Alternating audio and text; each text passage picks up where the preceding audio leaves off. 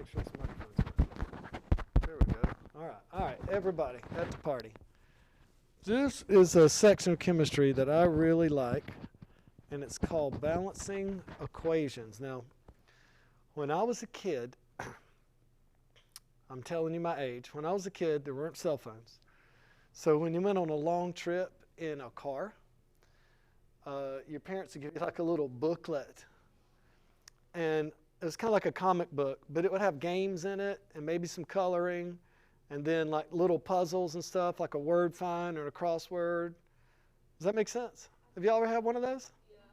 Yeah. Well, that's what this reminds me of, balancing chemical equations. And I'm very serious. If we made balancing chemical equations into a little game and we didn't use elements and we just used like little fuzzy animal faces, little emojis, then people would love it. I could probably make this an app if I had any computer skills, and kids would buy it and play it. And then as soon as they found out it was chemistry, they would smash their phones and run away. Oh gosh, I'm learning something. No! And then they would run. That's what my son would do, I know. Then he'd go get on his dirt bike and just ride off into the distance. But let me show you what I mean. Like, let's talk about a really simple synthesis equation. What if I had some hydrogen gas? All right. I'm going to write H2. Remember, it's deadly 7, so when I say hydrogen gas, you have to write H2. We're going to put a little G here. That means gas. And what if I mix it with some oxygen? What's the formula for oxygen? O2. That's right. We know that. O2. And we'll put a little G there.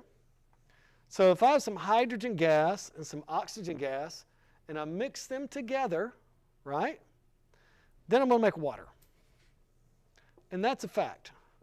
That is something that will happen.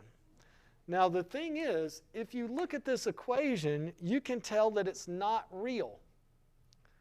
And the reason that is there are 2 oxygens here, but there's only 1 oxygen here. So that's not possible, right?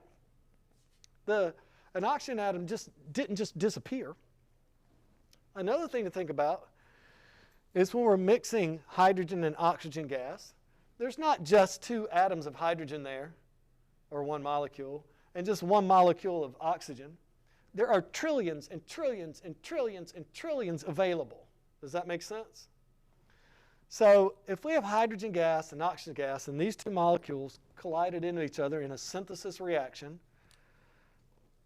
then we can balance this equation and see exactly what would happen. What do you mean, Mr. Perkins?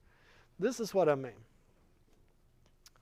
There are 2 hydrogen atoms here and 2 oxygen atoms here, 2 hydrogen atoms here, and 1 oxygen atom here. So this isn't possible. We have to balance this equation. There have to be the same amount of atoms before the reaction that there are after the reaction. Okay? And what we can do is put numbers into these blanks or put numbers before each molecule. You can't write a new number in the middle of the molecule because then that would be a different molecule. It would no longer be water, right? If I put a little 2 right here, that makes this hydrogen peroxide. You don't want to drink that, right? So when we talk about having more or less atoms, we really mean more or less molecules or the total compound. So let me show you what I mean. There are 2 hydrogens over here. Check. There are 2 hydrogens here. Check. Our hydrogens are good. There are 2 oxygens here, but there's only 1 oxygen here. That's bad. I need to have at least 2 oxygens here. Do you agree with that? So I'm going to put, the only thing I can do is put a 2, as this number is called a coefficient. Put a 2. Now I'm going to say I would have to have 2 molecules of water. But now look what just happened to our hydrogens. How many hydrogen atoms are here? Now, 4. Because there's 2 groups of 2. There's 2 times 2. So over here I need to have 4. So another way to have 4 is put 2 right there. Let's see if this is right. There are 4 hydrogens here. There are 4 hydrogens here. There are 2 oxygen atoms here. There are 2 oxygen atoms here. This one is done. When we're done, we put a 1 in all our empty blanks.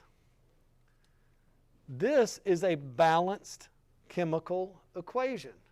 It's a little game. And you start changing these numbers, and then you have to go back and forth and see what this number messed up on the other side. Does that make sense? 2 molecules of hydrogen gas and 1 molecule of oxygen gas react to make 2 molecules of water. And that's really what's happening in the container when you mix hydrogen and oxygen gas. Let's try another one.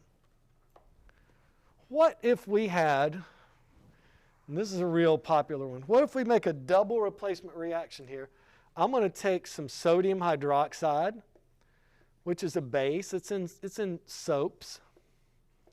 And I'm going to mix it with some salt, a special type of salt called calcium chloride.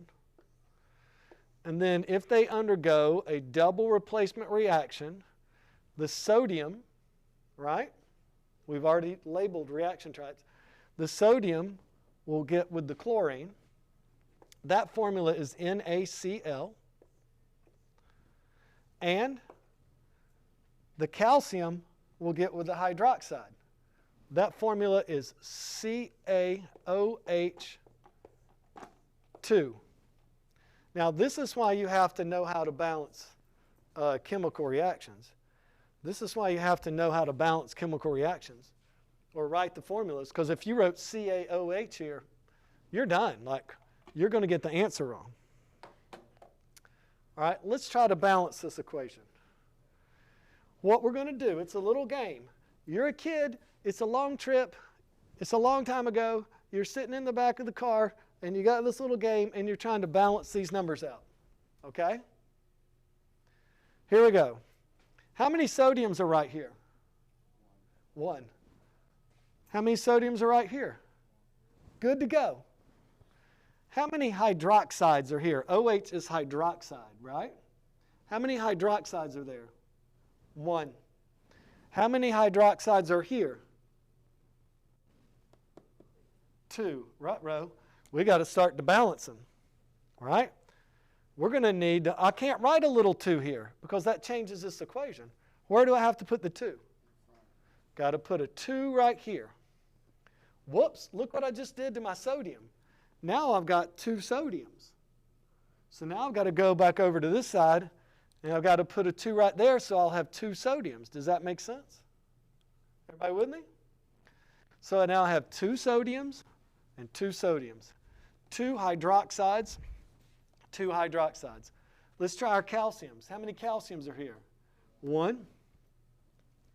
1. This little 2 only goes to there. It doesn't go to this, right? How many chlorines do I have here? 2, right, Jalen? I got 2 chlorines right here. How many chlorines do I have here? I'm done. It's balanced. I'll put a 1 right here. 2, 1, 2, 1. 2 compounds of sodium hydroxide and 1 compound of calcium chloride produce 2 compounds of salt and 1 compound of calcium hydroxide. That's how we balance this. Let's do one more just for fun, right? One more just for fun. You think of an equation. How about methane gas and oxygen? So this is a combustion reaction, right? Yields, what do we make in a combustion reaction, everybody? Every time. After we make the explosion, we make carbon dioxide and water. Okay. I'll put a little blank here to write my coefficients in. Let's try this. All right? How many carbons are right here? 1. How many carbons are right here? 1. Check. How many hydrogens are here? 4. How many hydrogens are here? 2. How can I bring this 2 up to a 4? I got to put a 2 right here. This means 2 times 2. Now I got 4. Let's look at our oxygens. How many oxygen atoms are here? 2. How many oxygen atoms are here? 2 and another 2. See that? On this side of the arrow, we've got 2 oxygen atoms here and 2 oxygen atoms here. So that's a total of what? 4. What can I put here to bring that up to 4? A 2. How many carbons are here? How many carbons are here? So 1, 2, 1, 2 balances this combustion reaction. This little game of putting these numbers in here is called balancing equations. And it is fun. When you start putting numbers in, it starts changing the other side of the equation. Okay? So we're going to try some of these. We're going to practice some of these. And I wish you luck. I'm going to try to give you one that's fairly simple for the first try.